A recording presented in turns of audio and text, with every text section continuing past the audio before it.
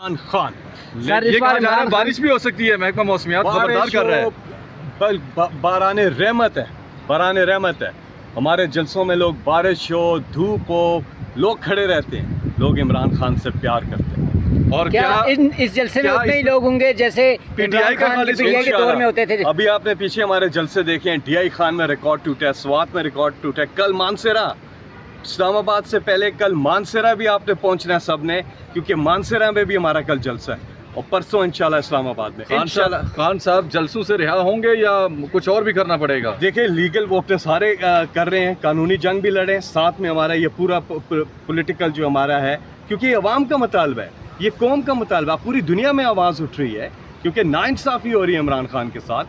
تو ناانصافی کے خلاف تو آواز اٹھانا سب کو آواز اٹھانی چاہیے. متحدہ آپ کے ساتھ ہے. بالکل میں وہی بتا رہا ہوں نا، اقوام متحدہ ہر جگہ. یو آر سینیٹر سر، آپ ڈی چوک تک ہمت کیوں نہیں کر لیتے؟ ڈی چوک کی اجازت ہمیں دیں، ہم تو ڈی چوک پہ بھی کرنا چاہتے ہیں جلسہ. سر پہلے تو 126 دن کی اجازت آپ کو مل گئی تھی، ابھی کیوں نہیں مل رہی؟ کر رہے ہیں ابھی اس کو ہم نے. کیا پیغام ہے کارکنوں کے لیے، کچھ کہنا چاہیں؟ کارکن ہمارے بالکل وہ میں آپ کو پہلے بتا چکا ہوں کہ ان کی ایک ہی آواز ہے اور وہ آواز ہے قیدی نمبر 804 کی رہائی. سر عمران خان